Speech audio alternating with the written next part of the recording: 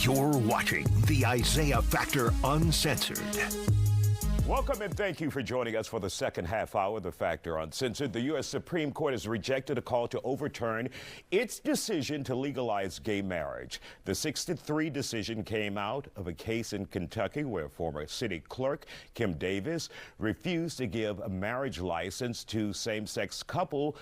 Davis was ordered to pay hundreds of thousands of dollars in damages, but she appealed the order all the way up to the Supreme Court. That appeal now turned away, with Chief Justice John Roberts and Justice Samuel Alito and Clarence Thomas dissenting. The Greater Houston LGBTQ Chamber of Commerce has since released a statement, and here is that statement saying, in part, quote, while this decision is welcome news, it does not signal an end to the ongoing attacks on LGBTQ plus rights.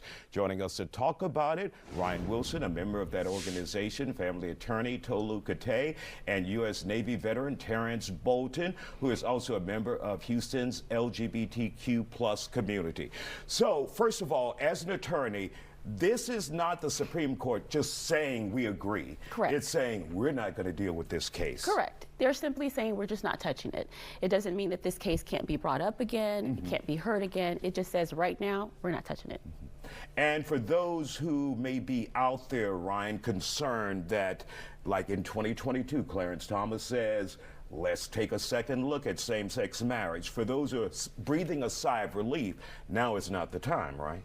Correct. I mean, this is one case and one vehicle, but there are other attempts around the country for state legislatures attempting to say we don't want to recognize marriage through resolutions or other things. Those weren't legally binding either, but there's still little attacks, one right after another.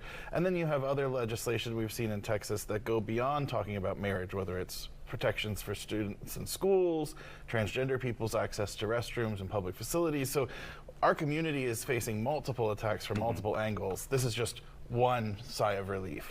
What many analysts have said, Terrence, so this is not an attack like we saw on Roe versus Wade, right, where there's a huge, massive wave trying to get it overturned because they're, like Ryan says, there's so many small groups splintered. Yes. Right now, there's no real threat just yet. Yeah. I really look at it as an opportunity to take, stock in yourself, because this is a situation I totally believe it should not even be a thing. Why are you so concerned with the way somebody decides to love and live their life? If you want to go biblical, there's so many ways that we can counter that narrative, but this country has never been in any mortal danger because a man wants to love a man or a woman wants to love a woman. I do think that a vigilance needs to take place and a stock of people's actual lives need to be put in the forefront. If you want to put that on blast, let's put everything else on blast too. You don't want people to want to bet, because you know where I'm about to go with this, Isaiah. I mean, especially the individual that brought it to the courts in the first place. I mean, the Bible itself says, let he who has no sin cast the first stone. And that young lady had not one, not two, but 4 marriages. One of them sanctioned by the Bible, stating that she remarried the person that she divorced. But in the Bible itself, it clearly says, my grandfather was a pastor, my cousins are preachers. I know that Bible like the back of my hand. The interpretation is what makes people go away from the cloth when you should be trying to bring them to it. Any concern, Tolu, since you're the legal expert here around the country, that the LGBTQ plus community should be concerned about? Like you said, there's small, Ryan said there's small fights, but what have you seen that gives you concern? So I think it goes back to your state legislator, your state representatives. It goes back to voting in your state, right?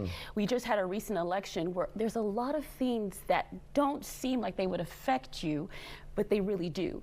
And these are the propositions that you need to be looking into to determine what it truly means when we say parents have rights to raise their kids. What is the underlining that they're trying to sneak in when it comes to situations we've seen in schools with ban on books in regards to same-sex marriages, same-sex relationships, things like that. These are the minute ways in which they're sneaking in this legislation, or they're sneaking in their motive, right?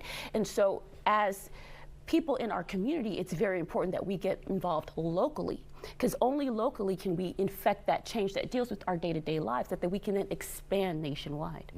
Ryan, I think there have been somewhere to the tune of 800,000 plus same-sex marriages since this was passed in 2015. Would you call it a success? I mean, anytime two people can get access to the rights and benefits that come from marriage, regardless of their identity, that's a win. I mean, we should all be celebrating more couples and more happiness and more love across the board. It's also a great economic driver. You know, our Chamber of Commerce is looking at how much money folks spend on weddings and celebrations. I'm engaged. I'm looking at the cost of the budget of what we might be going to spend ourselves. And that's good because it creates jobs in the local economy, helps Houston. Could be even a tourism draw for different cities and parts of our country. But what we don't want to do is be forced to fly somewhere because we're not allowed to get married where we live. And you also think we're in a big city where there's lots of courts and a lot of judges. Yeah. But in some of the rural parts of Texas where maybe there's only one justice of the peace, and if that person's refusing marriage, how far does a couple have to go to then access the rights that everyone else in that county already has? True. So that's where, like, if a clerk can just start turning people away because of their personal beliefs, that really becomes unfair, especially in rural communities. And in the last 20 seconds, Terrence, this is also about, when you talk about marriage, you're talking about stability, having the rights, end of life, benefits, insurance, all of that. Yes. What we really need to look at, especially with all 17 propositions that we just voted on, it's just like she said, you need to pay attention to what's going on locally. I've always stated, local elections make the biggest difference rather than who becomes the president. Because if you get involved locally, you can really make that determination as to how society can function. We need to be very vigilant. I keep using that word, and it's just like he said, we need to ensure that we can do these things right here in our own backyard instead of having to move to Vermont and adopt Himalayan whistle kits. All right. Joey, we want to thank you all for joining us tonight. We appreciate your time.